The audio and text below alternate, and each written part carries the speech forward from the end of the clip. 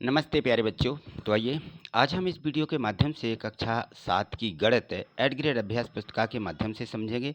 Add grade अभ्यास पुस्तिका में हम इसको भरते भी जा रहे हैं और इसको हमें समझना भी है, जिससे कि हमारे सभी पाठ है अर्धवार्षिक परीक्षा तक कंप्लीट हो जाएँ। तो यहाँ देखिए, पिछले वीडियो के माध्यम से हमने इसके अध्याय 10 कंप्लीट कर लिए थे। आज इसका जो अध्याय दिया गया है 11 अध्याय को आज हम समझेंगे, ऐड ग्रेड अभ्यास पुस्तिकाएँ भरेंगे। तो यहाँ देखिए, इसमें दिया गया है घातांक और घात। क्या दिया गया है? घातांक और घात।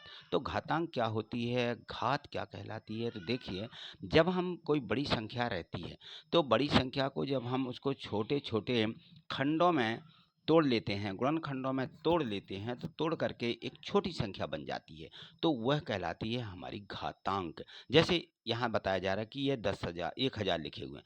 1000 को हम 10 गुणे 10 गुणे 10 इस प्रकार से 3 बार लिखेंगे। 10 गुणे 10 गुणे 10 यानी 1000, है ना? 10 का 10 में गुणा करेंगे, दद्धाम 100, 100 में फिर 10 का गुणा करेंगे तो 1000 हो जाते हैं। तो ये 10 3 बार आ गए, 10 गुणे 10 गुणे 10 यानी 10 पर 3 की घात, ऐसा इसको बोला जाता है। यानी ये घातांक कहलाता है कि 3 का घातांक है, 10 पर 3 की घातांक है, और इसको पढ़ा जाएगा कि 10 पर 3 की घात। इंग्लिश में इसको पढ़ा जाता है 10 to the power 3, 10 to the power 3 यानी 10 पर 3 की घात, ऐसा इसको पढ़ा जाएगा, या 10 के ऊपर 3 की घात, ऐसा इसको बोलते हैं। ठीक है, चलिए आगे इसी प्रकार के घातांकों को हम घात के रूप में इस प्रकार से संख्याओं को लिखेंगे। जैसे ऋण 1 पर 5 की घात है, तो ऋण 1 गुणित ऋण 1 गुणित ऋण 1 कितने बार आ जाएगा? ये ऋण 5 बार आ जाएगा। ऋण 5 बार आएगा तो आप इसका गुणा करिए, तो 1 का 1 में गुणा होगा, धन आ जाएगा। फिर ऋण 1 का 1 में गुणा होगा तो ये धन 1 आ जाएगा, तो 1 का 1 1 का 1 आ जाएगा, और फिर 1 ऋण 1 में गुणा करेंगे तो ऋण 1 आ जाएगा। इस प्रकार से हमें संख्याओं को जितने की घात लगी होती है उतने बार गुणा करके वह संख्या प्राप्त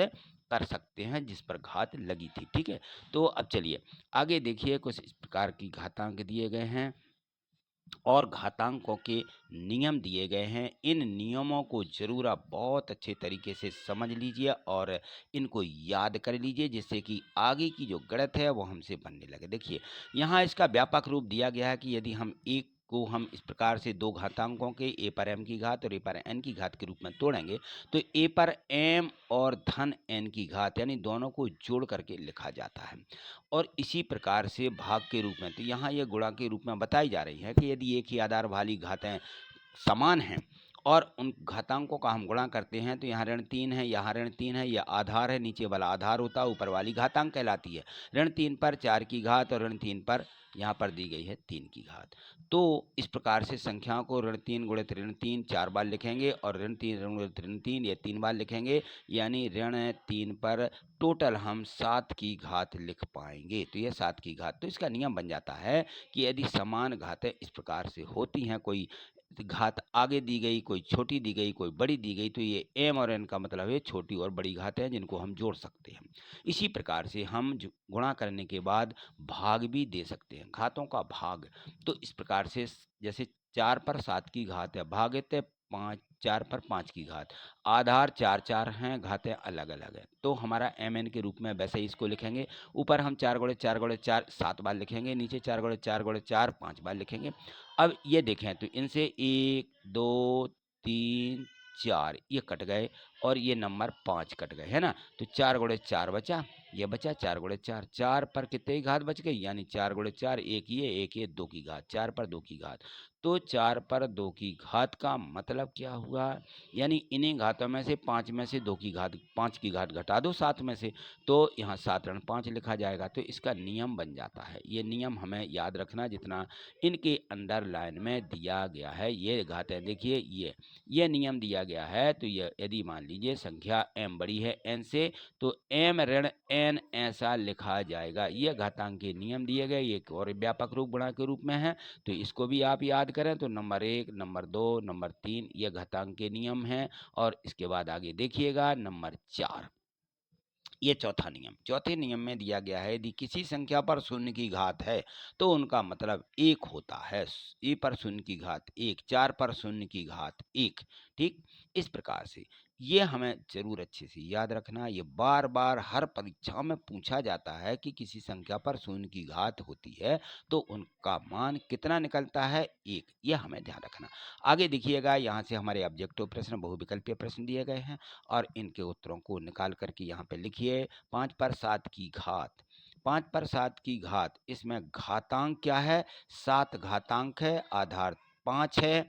तो हम घातांक पूछा गया तो 7 किस में लिखा, सी वाले ऑप्शन में लिखा, तो सी यहाँ पे लिख देंगे।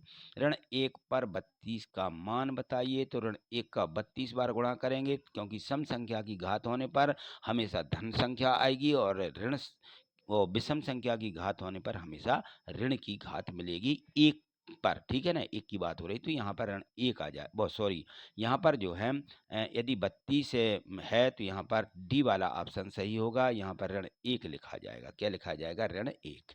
प्रश्न 3, 8 पर कितने की घात लगी हुई है। 8 पर यहाँ पर देखें तो इसका आधार दिया गया है कि हमें इसका आधार ज्ञात करना है। 8 पर 3 की या 5 की कितनी घात है ये, तो ये देख लीजिए। यहाँ पर जो 8 की घात है, 8 पर 5 की घात है ना, 8 पर 5 की घात दी गई है, तो 8 पर 5 की घात में 5 घातांक हो जाएगा और 8 आधार हो जाएगा। तो आधार पूछा गया तो आधार 8 है। ठीक, 8 किस में दिया, बी वाले ऑप्शन में, बी वाला ऑप्शन यहाँ पे हम भर देंगे। आगे देखें, अगला प्रश्न चौथा दिया गया है। चौथे प्रश्न में निम्न में से 343 को 7 की घात के रूप में लिखेंगे।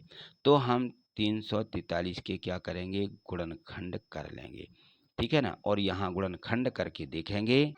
प्रश्न चौथे में देखिए, निम्न में से 343 को 7 की घात के रूप में लिखेंगे। तो 7 की घात के रूप में किस प्रकार से लिखा जाएगा, 343 के गुणनखंड करना होंगे। तो यहाँ देखें, हम 343 ऐसे लिखेंगे, 343, और 343 में कितने का, 7 का भाग जाएगा। तो 7 से इसको भाग दे दीजिए, यानी इनके गुणनखंड कर लीजिए, तो 7 चौके 28 आ जाएगा और यहाँ बच जाएंगी 6, 63, 7 नाम 63, फिर 7 का चला जाएगा, है ना।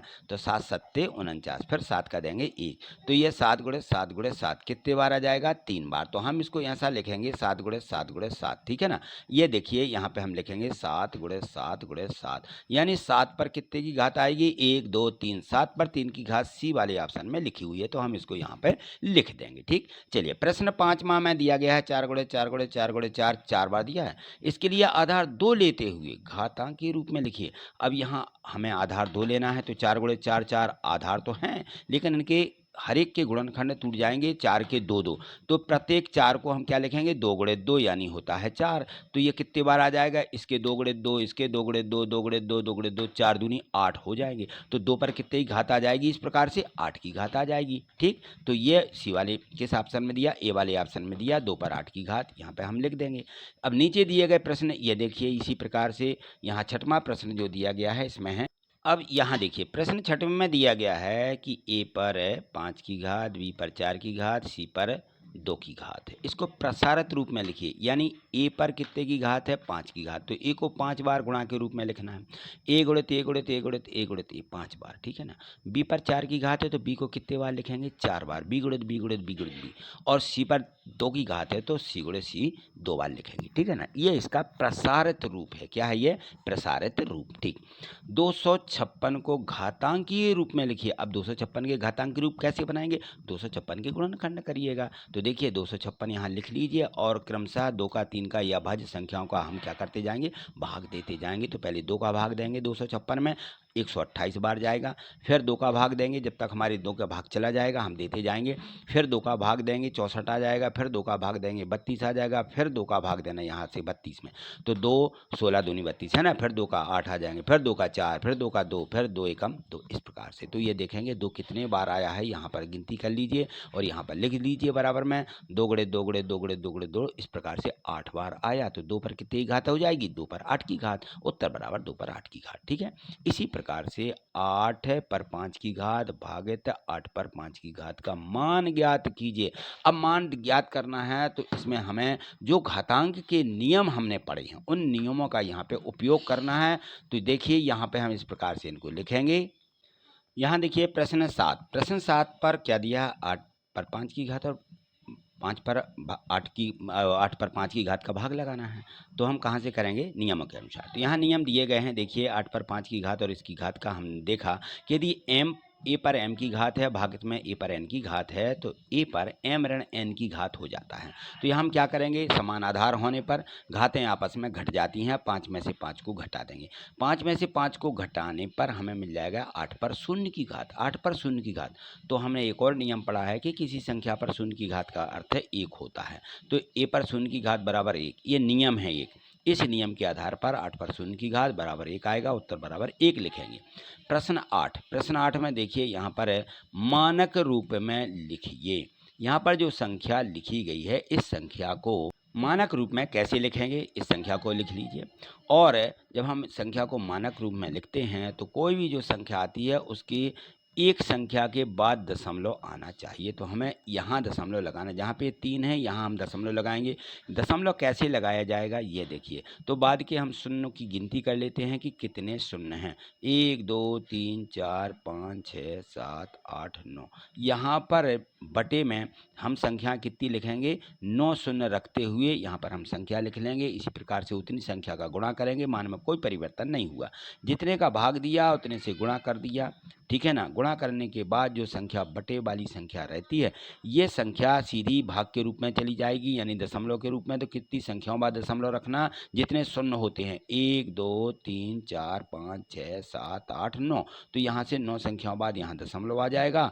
और ये जो यहाँ पे ये संख्या लिखी गई है ये, तो इसमें क्या करेंगे हम? जितने शून्य हैं उतनी 10 पर घात की आ जाएगी, 10 पर उतने की घात आ जाएगी। तो 10 पर कितने की घात आएगी? 9 शून्य है तो 10 पर 9 की घात लिखेंगे और यहाँ लिखेंगे 3.41। यह संख्या आ जाएगी 3.41 और 10 पर 9 की घात। यह घातांक के रूप में इसका मानक रूप इस प्रकार से लिखा जाएगा, ये कहलाता है मानक रूप।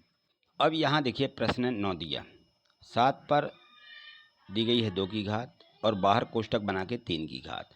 इसको सरल कीजिए, उत्तर की घातांक के रूप में भी लिखिए। उत्तर को घातांक के रूप में लिखने के लिए एक नियम हमने पढ़ा है कि a पर mn की घात होती है, तीसरा नियम है ये। तो a पर m और n का आपस में गुणा करके लिख देते हैं। तो 2 और 3 की घात का जो घातांक के रूप में है इनको आपस में गुणा करेंगे। 7 पर 2 गुणे 3 की घात ऐसा लिख देंगे। तो 3 दूनी 6, ये 7 पर 6 की घात, ये घातांक के रूप में ये लिख गया 7 पर 6 की घात।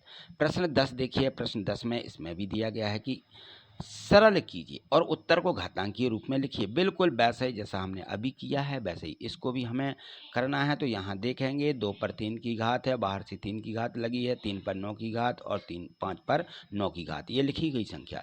तो इसके बराबर क्या होगा? हमने अभी नियम पढ़ा ये कि 3 की इस प्रकार से घात रहती थी, आपस में घातों का गुणा कर देते, 3 गुणे थे 3, ठीक है ना। तो यहाँ 3 गुणे 3 लिखते हुए 2 पर 9 की घात आ जाएगी, 3 तिरका 9, ये सीधे 9 लिख दिए। फिर 3 पर 9 की घात, 5 पर 9 की घात, सभी पर 9 घातें समान हैं। यदि घातें समान होती हैं तो हमारा यह नियम ये कह रहा है कि इस प्रकार से घातें समान है तो हम बाहर घात को लिख सकते हैं जो समान घात। तो 9 9 9 इस प्रकार से, तो ये 9 की घात क्या हो जाएगी? बाहर आ जाएगी और 2 गुणे 3 गुणे 5 इस प्रकार से अंदर ये लिखा जाएगा, ठीक है। तो इनका गुणा कर लीजिए, 5 15 दूनी 30, 30 यहाँ इस संख्या की जगह पर 30 आ जाएंगे। तो 30 पर कितनी घात आ जाएगी? 9 पर। 30 पर 9 की घात, ऐसा इसको घातांक के रूप में लिखा जाएगा।